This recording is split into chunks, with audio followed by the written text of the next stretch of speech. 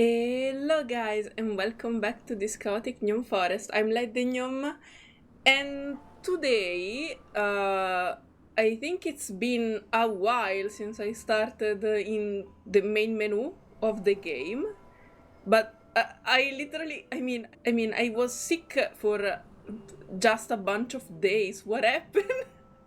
This was so ominous when I opened the Okay, we have... This is a stage. These are lights. I suppose these aren't just square, but they doesn't look like mirrors at the same time.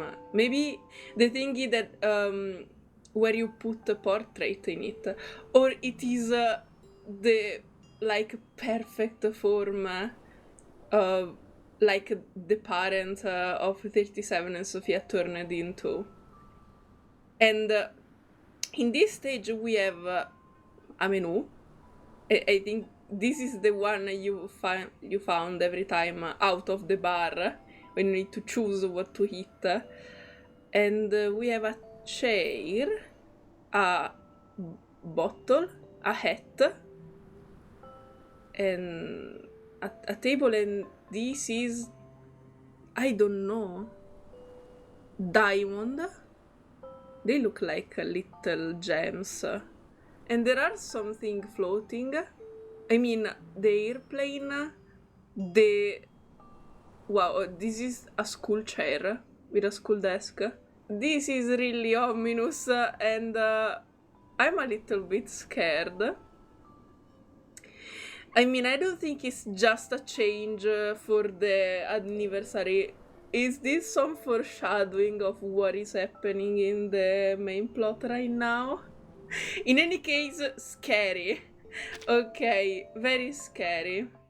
I didn't expect it to be my introduction. Oh, I prepared breakfast for you. Thank you. It's Ronium slag.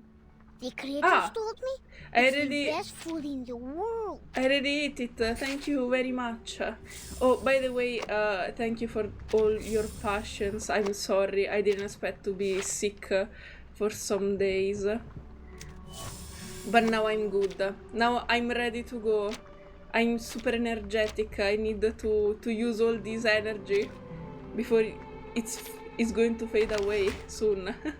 Because I'm going to consume it very soon. Okay, back to where we were left. Even if it's been Sunday, I still remember what is going on, and I don't want to lose any more time because I made you wait enough. So let's go into it. Divination in the day. You will meet countless great diviners before the real answer is revealed. Whoa. I don't know how my voice sound. Maybe it's a little bit nasal today. I hope I'm not having the start of a cold, because it wouldn't be great. There is no moonlight during the daytime, but the moon is not the only choice for divination. Judging from the omen, it's at the northwest. The beginning and the ending of the ring, where the wall reflects repeatedly. Holding the crystal orb with both hands, Matilda keeps adjusting her position while trying to figure out the vague vision in the sphere. Sotheby follows her with a curious face. The northwest of SPDM. This one is straightforward. Okay, so they ended all the reading. I thought they still had something to read on that information stuff. Okay, so now she's trying to to use her power for divination. What are you going to divine? The beginning and the ending of the ring is not a problem either. The icon of the computing center is exactly the Ouroboros, a serpent eating its own tail. Ooh. Here we are. I know it. I know the Ouroboros. But where the wall reflects repeatedly, does that mean a closed room with mirrors? The mirror in the display center is a huge kinescope in the wall. And the one in the airtight laboratory is a crystal clear observation window. The one in the rehab center? No. The mirrors in the operation room have been replaced with curved electronic screens of steel structure after that xenopilot made a scene. You mean the scene of Lilia trying to let Vertin escape the day she broke everything? So, where is the answer? She slowly turns around, trying to find the perfect angle for clear vision. A white figure storms away from her side, almost bumping off the orb she tightly holds. A white figure? Hey! You just hit me! Shouldn't you apologize? Ah, okay. Where did you come from, dork? Huh? Wasting my time. Hey! What? Oh! What a mean person! The man groaned a curse and hastily left this place with his hand covering his nose and mouth. Poor Matilda, she doesn't deserve this. What? How could he say that? That's rude! It's so rude, Matilda. We need to get revenge. That gentleman doesn't look well. He's covering his face. His nose is running with purple liquid. Oh dear. Did he drink a whole bottle of purple Chrysandra juice? It's probably not juice, if I need to guess, but we'll see. He needs treatment immediately. Oh, if only I had brought the Phoenix heart nerves with me. Ah, yes, obviously. Where did you get the Phoenix heart nerves, Sotheby? How did you get them? Well, I'm not gonna ask this right now. He ran towards the rehab center. Nothing to worry about. Just another patient trying to prove he has recovered. The ST man has disappeared completely. The little incident doesn't raise anyone's attention. The rehab center has all the facilities and medicines he needs. He will be properly treated. But why is he wearing the uniform of Laplace? Oh, okay. Oh no. Did he stole one from one of the member? And where's the receptionist here? The lobby of the scientific computer center welcomed them with a deafening silence. The counter is no longer busy with people, but with an auto recognition device instead. Does everyone go to the weekend party night? Huh? No, I don't think so. I don't think the Laplace Center is the type to do that. Probing around the counter, the temporary investigator seemed determined to dig out a party gramophone from somewhere. Absolutely not. The researchers here are too busy to do that. Well, Sotheby is literally Mary Poppins. If she could have a truth like Vertin, she could have so many stuff inside that suitcase. I can totally imagine it. The computing center is working on the most urgent and vital project, the research on the immunity to the storm. We should not disturb them unless it's an emergency. The one where Lucy is the boss, right? So please stop calling the office and put down the telephone, Miss Sotheby. This is not the ear of a tea kettler, and it won't take you to any twist balls. The monitor assistant can't stand the difference in their terminology anymore. Je sais qu'il est débutant, mais quand même, il est trop bizarre. I love the detail that every time Matilda swears or say something just for herself, she uses her original language. I mean, I wouldn't do that because I think it's rude. I mean, I think it's like when you whisper to the ear of someone in front of someone else.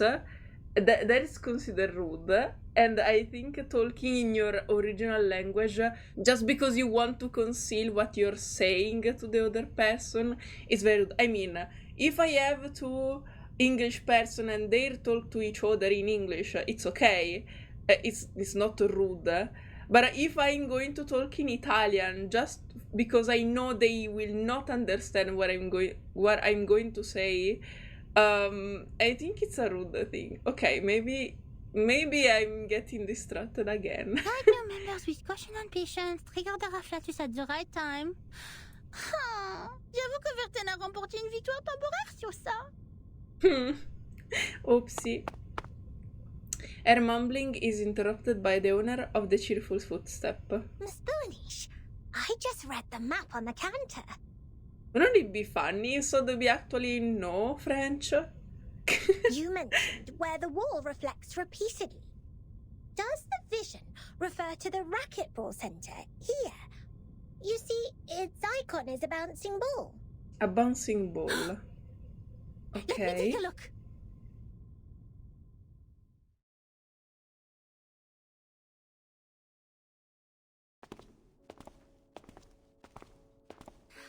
Found it! This is really the right direction. Next, empty boxes, glasswares, and copper pieces. Looks like our destination has piles of metal. Okay. The vision in the orb is growing clearer, proving that they're heading in the right direction. That eases Matilda's upset mind. Good job, Assistant Sotheby. Yes, good job, Sotheby. I have to say, I might have gone a bit too hard on you. You are more capable than I thought. Thanks to your prompt reminder, we have saved quite some time. At least you're thanking her. I'm glad. Sotheby is glad to help. Baby, my Sotheby.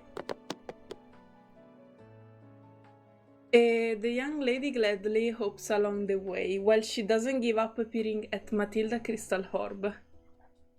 Miss Boonish, since you're such a talented diviner, why don't you just divine the reason for the storm with your inherited arcanum ability? That's a good question, but it's literally the obvious. I mean, it's so obvious. I mean, no, it's not. Wait, what I was trying to say. I mean, this is literally the trope that every time is used in every story when someone have a power, where they can foresee something. It's not like they have all the response of this world, and I guess she would already tried it if it would be possible. According to Ms. Moisson, the reason still remains a mystery. If the crystal orb can reveal its truth, everything will be much easier for Vertin and her team. Define the reason for the storm? Wait, you never thought about that? The brave assumption astonished this great diviner. She almost dropped the orb. That's impossible for sure. Okay. I thought so much. It's a typical mistake of laymen to believe one can see everything through divination. Okay, perfect. You are an expert on potions and arcane creatures, but you have little knowledge on other subjects. Haven't you received any systematic education on arcanum? Education on arcanum? I'm of course well educated in arcanum, with Ms. Moisson as my tutor, and my arcane friends such as Typhon from the Auto Island, Jupiter, and... Alright, enough! Papa! I love that stuttering. Papa! She shakes her head, stopping her from listening another name for an arcane creature that nobody has ever heard of. I have understood the fact that the education you have received is not systematical, or say incomplete, imperfect, inelegant. But don't worry, because you are talking to the kind-hearted Matilda. She will spend her valuable time to make it up for you. Wow, Matilda, I don't know why I literally just now acknowledged the fact that you have such a high voice. Wow, I heard this phrase into my head, not just my ear. It was inside my head for a moment. The great monitor assistant clears her throat and starts recalling what she learned when she was 12. In fact, the system of arcanum knowledge is not completely separated from that of human science. For example, the modern pharmacy and chemistry actually originated from the experiments of potions and alchemy in the ancient times. They developed into two different systems because arcanists focused more on the knowledge ignored by scientists, which is gnosis. Ok. The knowledge we learn from divination is exactly under this category. Wow! Wow! She's genuinely interested. I'm so happy. Sotheby's eyes light up with amazement. Matilda takes out her notebook and draws a brief sketch on it. Let me fill you in with more details. If two human researchers test Snell's law at two different places at the same time without making any mistakes, they will always reach the same conclusion. Ok.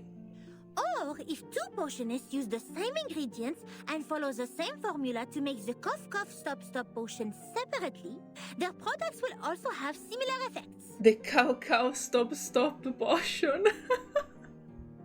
I love that name so much. Okay. However, if two diviners respectively perform divination on the same thing, they will probably see totally different visions. This is very interesting, and thank you for the drawing. It helped me understand so much. Because what the divination shows is merely omens. The interpretation of these omens is in fact a kind of subjective deduction based on the reality, and there is no such thing as a standard answer. Reading tarots is considered divination things, right? Because me and Coffee love to read each other tarots when we hang out. The fact is that she's very, very talented. Every time she read tarot, we just assume what is going to happen thanks to the card that were out.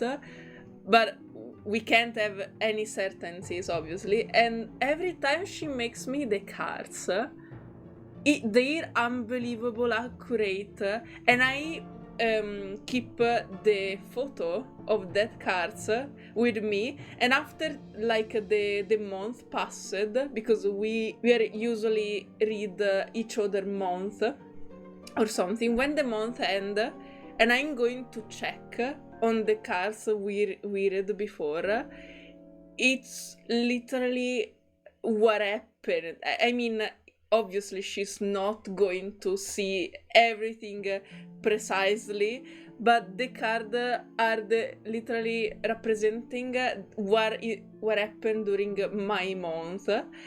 And they're unbelievably accurate. I can say the same for me. I'm not talented like her in reading tarots.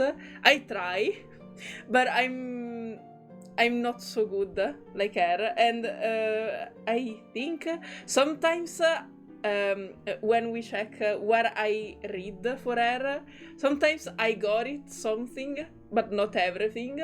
Or sometimes I got like one card right or something, and the others are like a big bow. I don't know.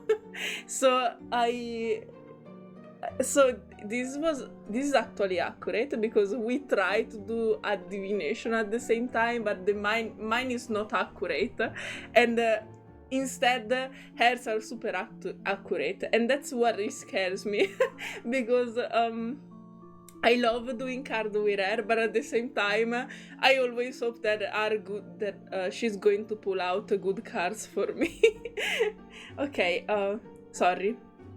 Even Let's if go. the two diviners draw the same conclusion, it is more of a coincidence than a result that implies generalizability. So diviners never check the accuracy of their divination through the review of peers. And this is an example of gnosis.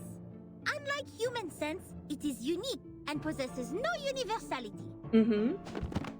She puts it away and wiggles her index finger. In other words, even if someone finds out a reason for the storm through divination, they can't have other diviners verify it. Because 100 different diviners will give out 100 different conclusions. Makes The sense. scene will be even busier than a concert at Musikverein. Makes super sense. I mean, sometimes we try to do both the card for one person. Like, Coffee is going to read her own cards, and I'm going to try reading her cards.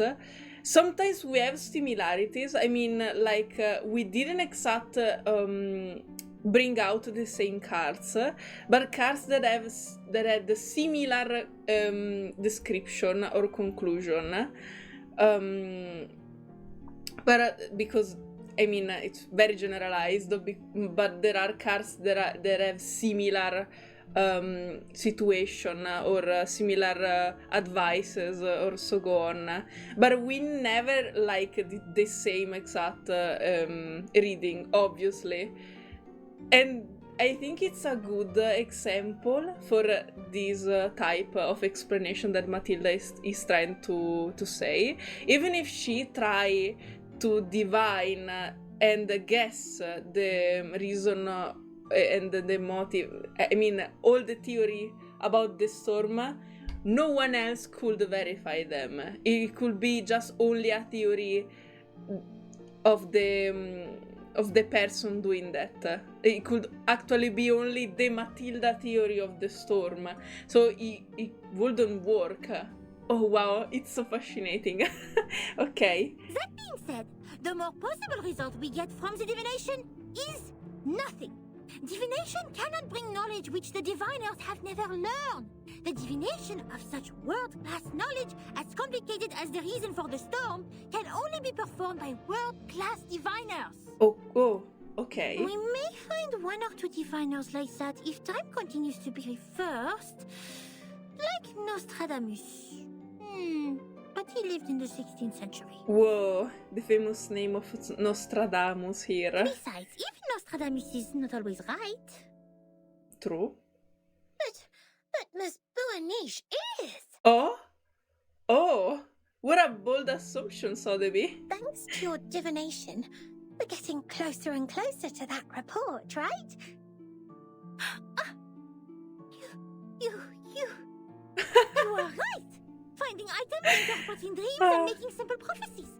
All these things are just a breeze for the bright and clever Matilda. Obviously, you're so bright and clever, Matilda. But inquiring about the storm is beyond my ability, and it will only bring misfortune. I will never make such a stupid mistake. Okay, nice to know. Matilda regained a radiant appearance. In fact, this half of the report and the handwriting of the author are perfect divination media. Ooh.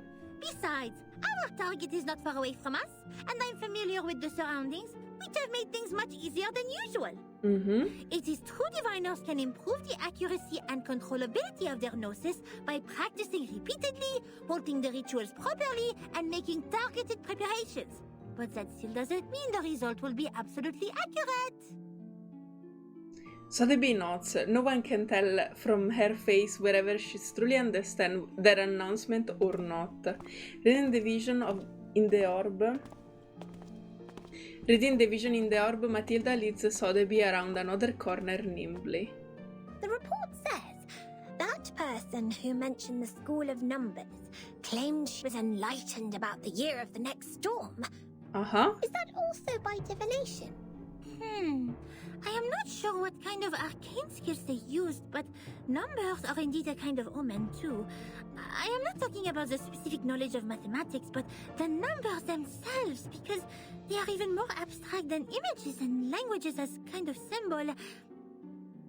Even so, there is no way for us to verify this prophet, unless it really comes true. Ooh. That is also why it takes almost nothing to spread a prophecy. My mother told me many people in the outside world write to the Foundation every day, claiming to be prophets who can predict the doomsday and thus requesting unemployment benefits. The doomsday? Unemployment benefits? Oh my! Oh my! The outside world is far more wonderful than I thought. How fascinating. I'm glad, Sotheby. This Boaniche is even greater than I expected. You bet! Oh. Wait, did you mean I was not the greatest? Oh. Oh. Oh. Ah. Oopsie. No, Matilda, you're the greatest, don't worry. They've reached the end of the corridor. Matilda puts away the orb and looks at a wooden door with no sign in front of her. This is where the vision leads them to the room next to the racquetball center. Here we are, Miss Sotheby. Now, this is the moment to verify the result of my divination. Okay. She opened the door with a slight push. No, no! No, that to be continued. No! Okay. We're good. Let's go. Huh? Narrator! If you look at the ground after the rain, you can often see a wet, long trail, like this one. Sorry for my enthusiasm. I thought it would be the ex-narrator. I mean, I thought maybe the new woman narrator followed Vertin and the others, but the old man narrator will still be at the foundation. No, I was wrong. Okay. At the end of the trail, there may be a snail slowly crawling forward. Yes, forward. The snail marks the direction for us. But what if we don't see any snails at either end? How are we going to distinguish the direction to the future from that to the past? We need a criterion. Sarebbe have no idea. Criterion? Well said, darling. Oh, thank you. To figure something out, you always need to make deductions based on facts and logical reasoning. I mean, the other answer was I don't know, so I used the answer that was more certain. What you see is not necessarily true, but what is logical is, because we haven't witnessed or experienced anything illogical so far. If something like that actually happens, it must be because we are too ignorant to understand it for the moment. This point was firmly believed by those researchers who worked in the house like canned sardines. It remained true to them until the first drop of rain rose. The sardines suddenly found that the knowledge they possessed couldn't support the point anymore.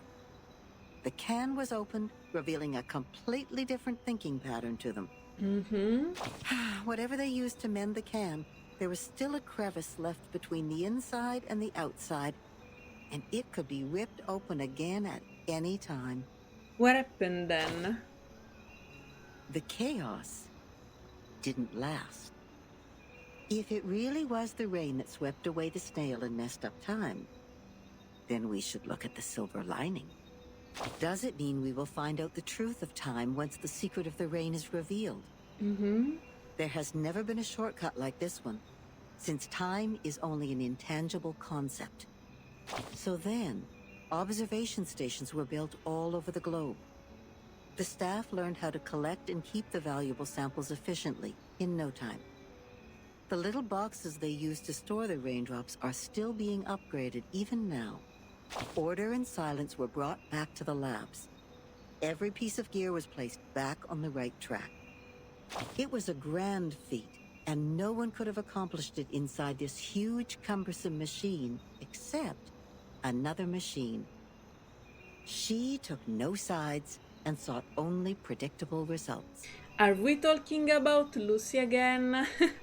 Okay, maybe it's just because I know who Lucy is now, I'm going to search her every time.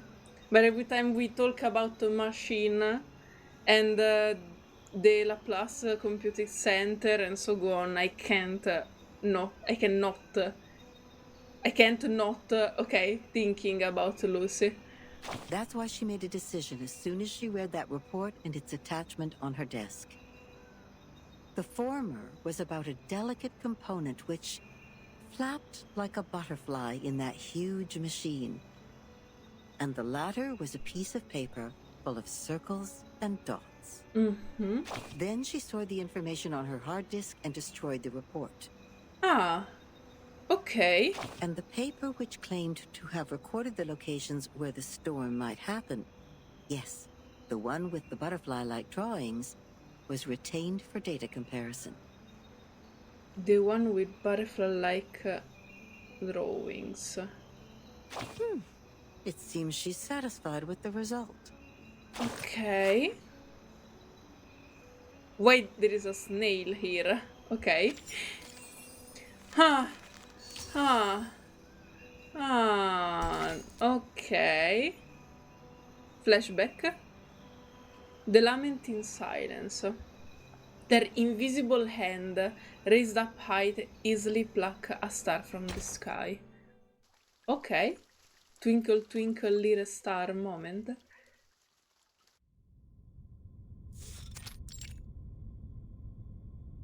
Hello? The light is dim here. Archive cabinets and unorganized files are everywhere, punctuated by strange devices in La Place style. It seems like an abandoned utility room. Where are we? Lost and found at the racquetball center? She waves away the dust and struggles her way along the toppling cabinets. The orb showed copper pieces.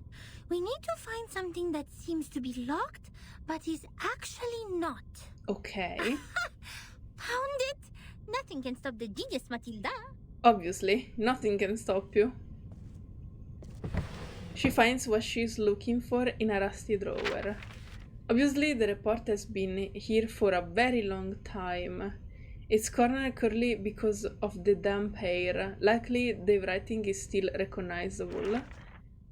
Ooh. The trip to Egypt didn't go smoothly. Okay, we have the next part. Fantastic. Oh, are these the paper that were ripped out? The ship was hit by a common storm at sea. We were lost in the fog after that. Completely off course. Oh. Then something emerged from the water. Since the first storm, the Foundation has received frequent sightings of arcane creatures which should have been extinct in history. Are you talking about the Kraken creature that attacked Vertin and the others at the start of the chapter 5? I had no idea what I was shooting at, even after I emptied the clip. And I didn't know what to do. Those arcanists brought us back on course. She named the precise longitude and latitude of our location, even without using the sextant in the spare cabin. I wonder how she did that. Perhaps the world did look different in her eyes. Then when I was about to step on a random plank on the ship, she suddenly dragged me back. I thought it was only an inappropriate joke. The next second, the plank broke. Okay. I was stunned, and asked her how she saw that coming. She just answered me as if we were talking about the weather. Because that plank is deformed like a rhombus. Because that plank is deformed like a rhombus? I was confused. Where is the rhombus? She laughed. The rhombus can't be seen with eyes. You shall close your eyes, hearken to the teaching of the Supreme Existence, and seize the moment of afflatus. Ah, okay. Yes. How did I not thought about it? Of course, I didn't see anything. Nor did I understand what the moment of afflatus was. Perhaps it's just another privilege enjoyed by arcanists, just like their right to be lunatic. Nevertheless, she reached the correct conclusion in a completely wrong way. Is it really possible? I think so. Anyway, she saved my life. But that was not enough to settle the differences between us. She remained rejective to working with the Foundation. And I finally gave up on the attempt to persuade them. Okay. My mission on that trip was not to make contact with them.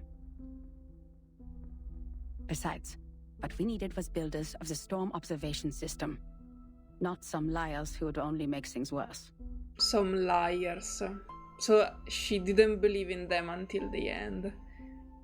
The problem is actually that their way of thinking is so it's so different from the others. They're like she said before, they could be right, but in the most wrong way possible. As for the shelter they took from the storm, she wouldn't say a word, as if she were dealing with a spy who pried to find out the deepest secrets of the Arcanists. And this is right before they were dead. I mean, where they were turned into beautiful and fantastic forms, obviously. Not dead. In the end, Hugh mediated between us. He gave me an address in Istanbul to which I could send the letters to contact them. But you never received the contact again, I guess. After that, I spent more than half a year in the Egypt office. Things were even worse there than I expected. Some have gone missing after the storm. The people who were supposed to be in the Egypt office, according to the member list stored in the headquarters in 1985, were not there when I arrived. The situation could be caused by the limitations of the transmission of paper-based materials, or because the computer was not yet popularized to every corner of the globe at the time. One minor mistake of a copyist could develop into a huge difference. Besides that, the chaos inside Laplace was an even worse issue. I learned that someone published the paper Samplings of Global and Regional Chaotic Energy Route Changes in the name of Butterfly of Lorentz. Butterfly of Lorentz, okay. Apparently they secretly used our sampling sites, yet their research direction and conclusion were radically different from Laplace's. The researchers equally divided into two schools, one sticking to the human technology they have focused on, and one changing their direction to Arcanum. At the time, it was still too early to decide which direction was right, without sufficient experimental data.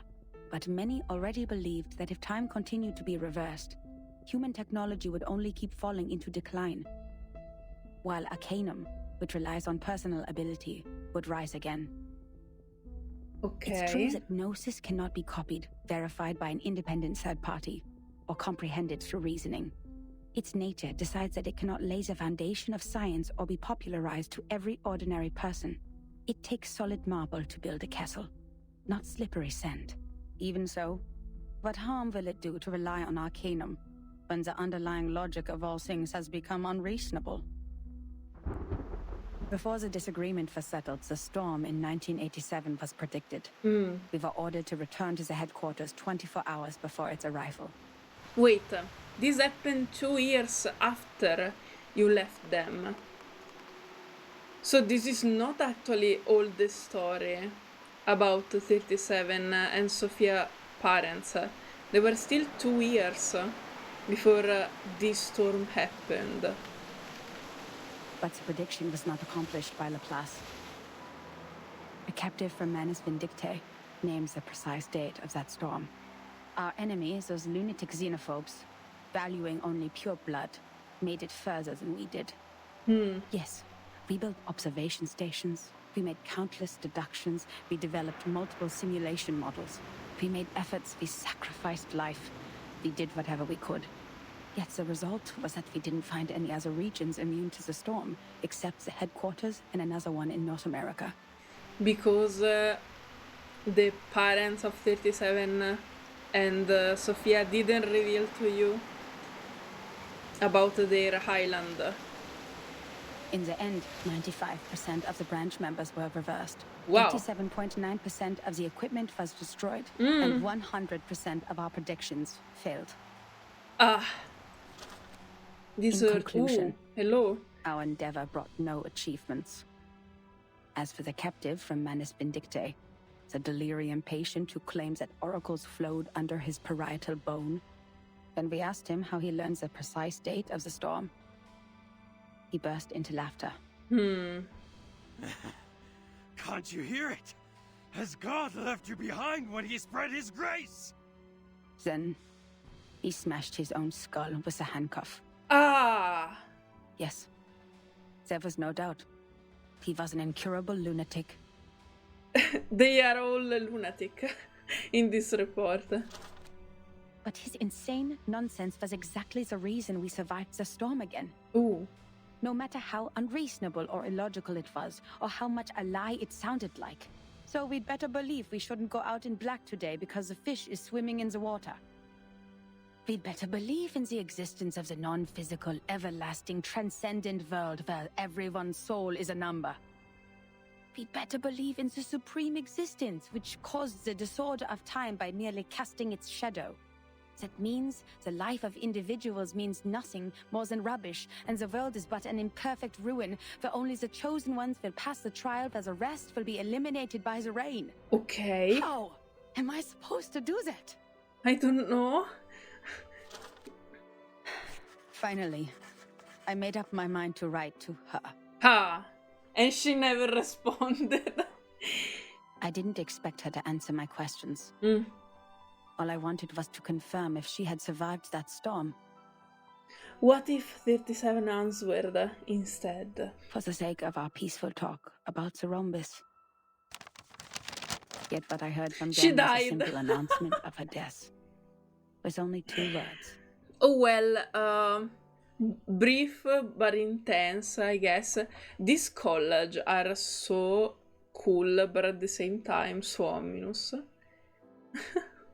I love them. It's a very cool way for narration. She died. Then it burned and turned to ashes in a second. On the same day, the first and only timekeeper who just took office, the 12-year-old child, returned alone from the storm. Oh, whoa. It was the same storm. I think someone also reminded me about that. Because the children that were out with her turned into geometrical forms. She told us the time in the outside world at that point. Hmm. And that was how I knew she was right. It is right in front of you. What? If there is a god, why are you playing such a prank on us? After we had suffered from the collapse of all the existing orders and the failure of all the great laws. This is such a true and strong statement. And I know the reference of this painting. What was it called? The creation of the humanity. Is the one where God is about to touch. No, the man is about to touch God while God is descending. It's a reference to that, I'm sure. If this is what she calls a glimpse of the supreme existence, the moment of afflatus, do you have to present it in such a cruel way? The last 2 digits in the number of the year after that storm were exactly her name and her number. 77. 77? Oh, so that was the name, the number name of the mother of 37, 77? Whoa, okay. So they both had the 7 in their numbers, and 7 is the number of destiny, and she had 2 7 in her number. That's cool. Very interesting. The report ends here. 2 digits. That's the full stop of the story. Okay, so this is truly the end. Incroyable! Incroyable! C'est vrai! Quelqu'un a vraiment fait cette prophétie! Ooh. Bertin and Soneto will be thrilled to know what we found! Probably. Well done, Miss Sotheby! If they still You performed alive. as well as a formal investigator! We need to submit this report to your instructor immediately! Grabbing the paper tightly, Matilda turns around with excitement. Sotheby isn't the person standing there. What are you doing in other people's rooms? Hello!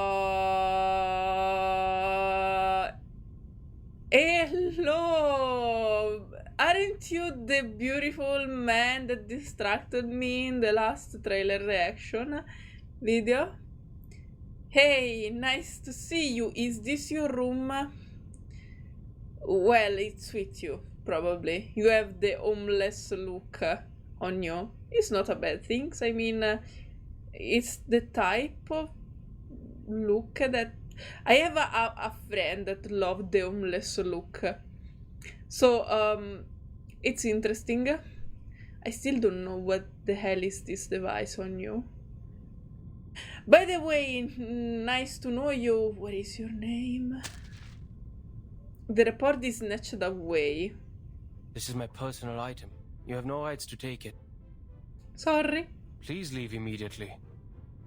We didn't know it was your room. I mean, how could they know? I don't think there is a bed here. Personal item? This is a precious record that should have been submitted to the Foundation. Indeed. According to Administration and Regulations for Dispatch Personnel, St. Pavlov Foundation Decree number 259, every member of the Foundation, when acting as a field investigator, is required to create a comprehensive investigation report of all their actions and promptly submit it. Tell him. And they are obliged to ensure the authenticity, objectivity, and impartiality of the report. Oops. No personal bias is allowed in the content. Oops. Oh no. He responded to her own rule. Oops. If you have read this report, miss, you should know that it's not even qualified to be filed. Why not? But this is an emergency! The Storm Reformation Act is still new to her. She can't think of any articles to support her point of view. She racks her brain for words, but before she makes it, the other person starts talking, with one of his eyebrows raised. I can tell from your uniform, you are a student of SPDM, or... Yes. This is Laplace. Do you have your guardian's approval to leave the school, Miss Underage Student? Oh, well, wait, yes, Matilda is underaged, now that I think about it. Approval? I don't need that. I am not a student. You are talking to the exceptionally promoted monitor assistant of SPDM. Here is my ID. Show him. She holds her ID card high as if she holding the flag of liberty. But she is ignored. The adult walks directly to a swiveled chair in the room and pays attention to an educational toy on the table. Okay. Did you just ignore a formal administrator of the Foundation? This monitor assistant will report every misbehavior of yours. Every little bit of them. I think Matilda is the type to hold a grudge, sir. Don't be too rude with her. Wordless, the monitor assistant can be more embarrassed in her life. She looks around just to find that Sotheby is gone. Luckily, the chief assistant learns faster than she expects. The familiar sing-song tone is making a report to her own tutor outside the half-open door. Miss Watson, we found that report here. Ah, wow, fantastic. Thank you for the assist, Sotheby. The great Miss Buanish and I discovered some important information. I came to you and Madame Z immediately after we read it. Miss Buanish, why are you confronting Mr. Chair? Where you confront Mr. Chair? That man is called Mr. Chair. Sotheby stands at the door. Her head is tilted. Two adults are behind her.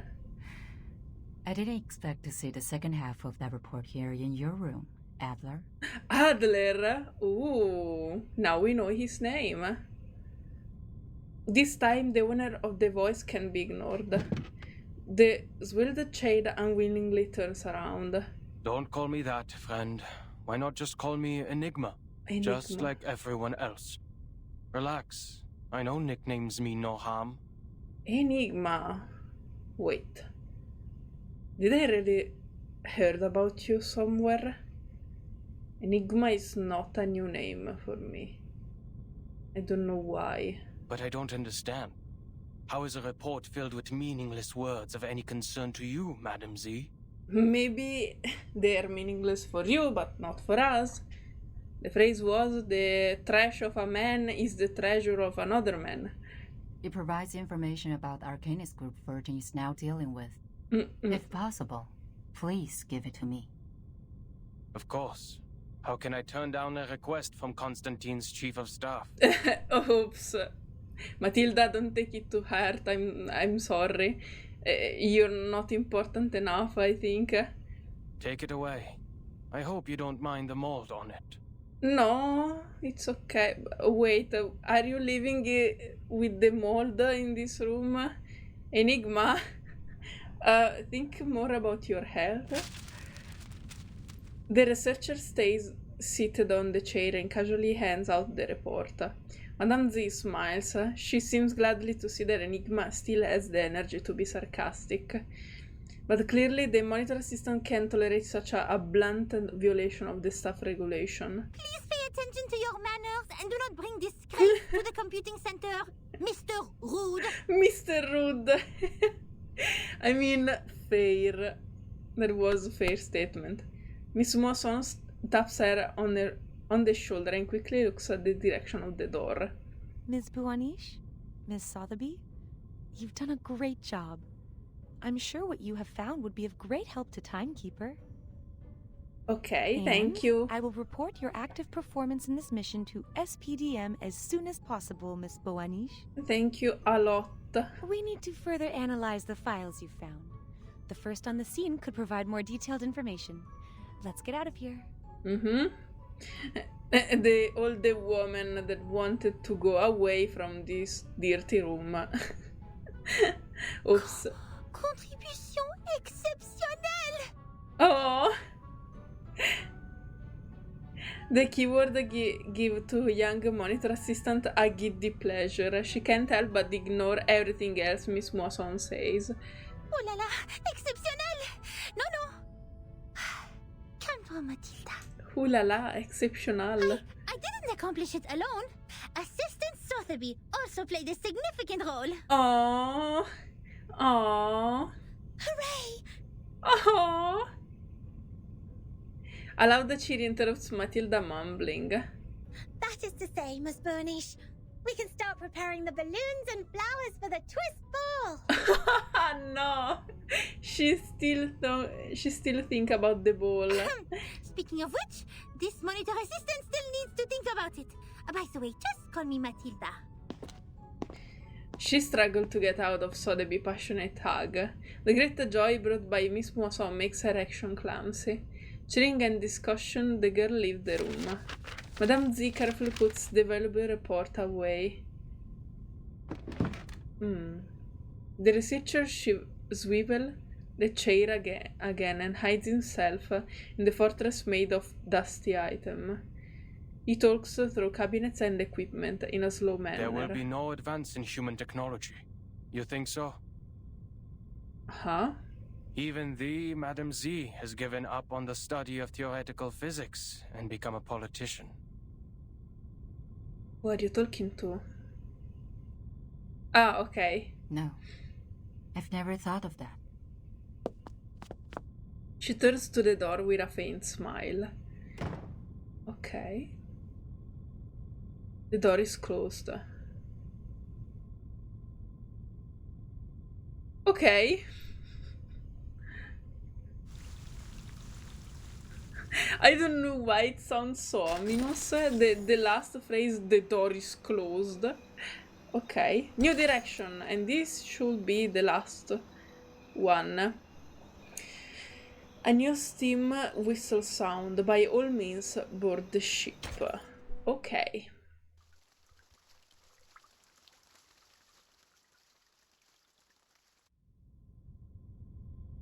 The dramas have ended. All is profoundly hushed in this cold and dark room. The researchers sign and start settling the messy papers and dusty tools on the table. Why is it mistaken for a utility room? Is it because of the mess?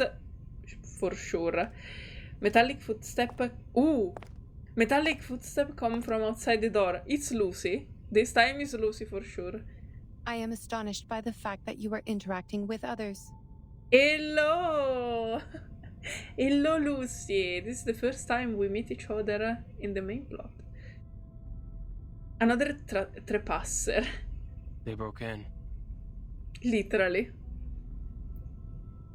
The robot in charge of Laplace Scientific Computer Center shrugged and refused to make any comment.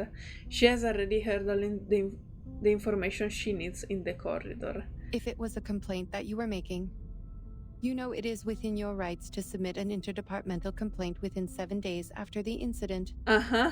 I don't know if he's going to do that. Don't bother. That file means nothing to me. Mm-hmm. I didn't file it because it is a report against the rules. Why bother to submit such a log full of personal feelings and emotional behaviors to our great, rigorous foundation?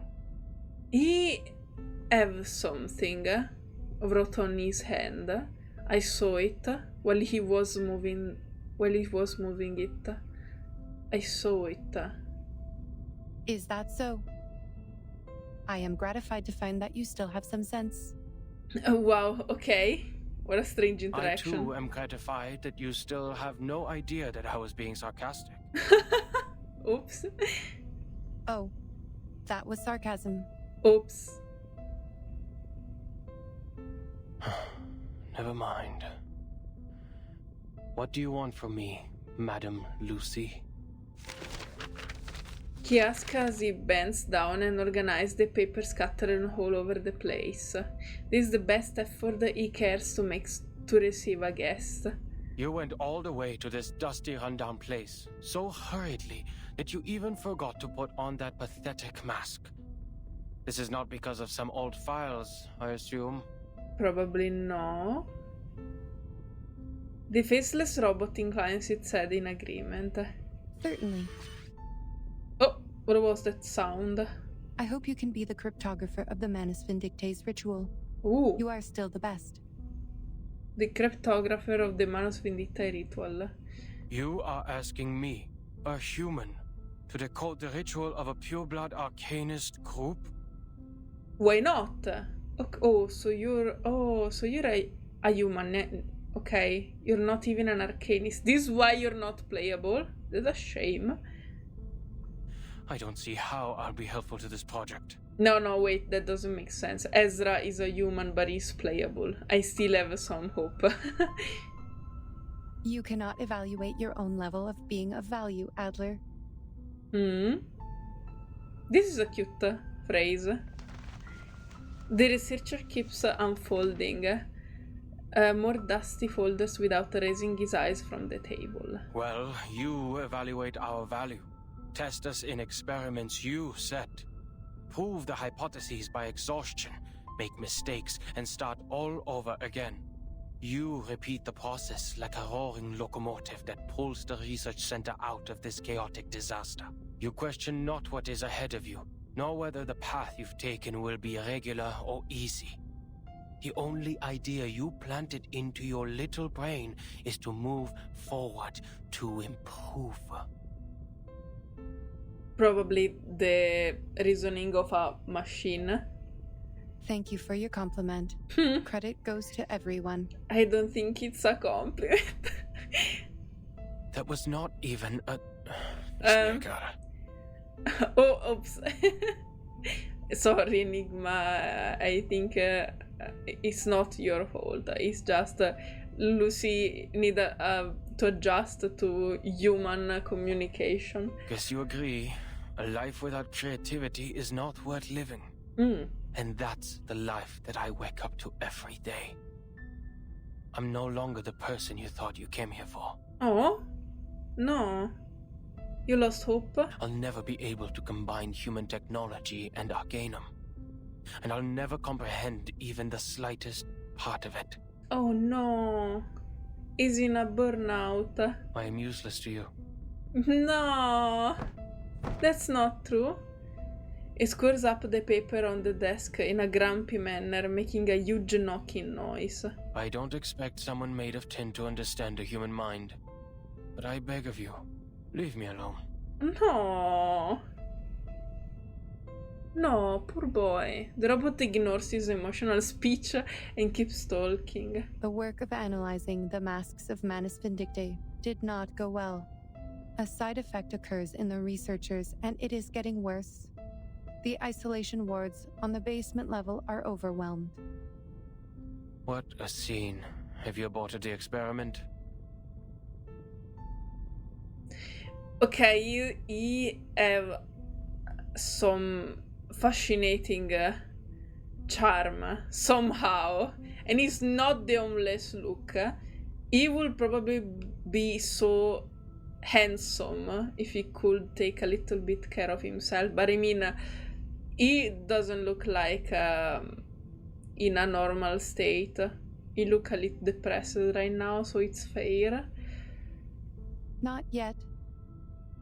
We have conducted the Arcanum imaging experiment on the masks and found a component which also exists in the raindrops of the storm. Okay, we already knew about this information, that the mask of the Manus Vindictae have the content of the storm, and that's why they are immune. But knowing what it is composed of does not help explain how it works. What we're looking for is the original ritual that the Manus cast on them. You are trying to figure out one's career planning from one's physical examination report. I wonder why it is not working. Even if somehow you manage to find the original ritual, you still need a proper environment to test it, which is the outside world with a coming storm. The researcher turns to her, wisdom and sarcasm glowing in his eyes. That's why we can't tell if we're getting results. Even if we had the right ritual, proper permission from the Foundation to travel, and strong-minded volunteer subjects, experiments performed in the Ivory Tower won't succeed because... An experiment about the storm can only be done in a storm. True. There is indeed a problem. Glad to see your brain is not rusty yet. It only took you 3 sentences to draw the conclusion which took the seminar a week to reach. Wow. That proves you are capable of the project. Aww. Aww. Very sweet somehow. The robot in charge puts a document on the table. The history maintenance team has forecast different critical points of this storm. Foundation investigators are on their way. Wait. The history maintenance team.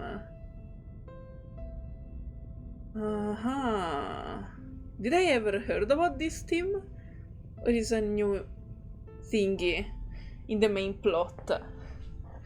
I remember her. Marcus was her name. She's one of the playable character.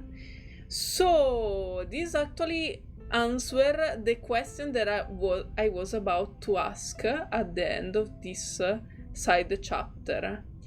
My question was if actually in all the 6 chapters we will never see Vertin because we're going to follow another group, and this is probably what is going to happen because these characters weren't related to an event but were inside the main plot, but they're not in the same place of Vertin, and I know they're part of the chapter 6, so nice to know. I guess I have already the answer to my question. If Manus Vindictae still plans to accelerate the storm, like what they have done in 1929, there will be a high possibility that their people will show up at the transformation point of history and society, also known as the critical point of time, the center of the storm. Your sister, Greta Hoffman, is also one of the investigators. Oh, is this the sister, Greta? I guess she is, because I know this is Marcus. And she does look a little bit like him. I have no interest in any Hoffmans other than myself. Oh, whoa. We have different perspectives. What? Okay, so I guess you don't have any type of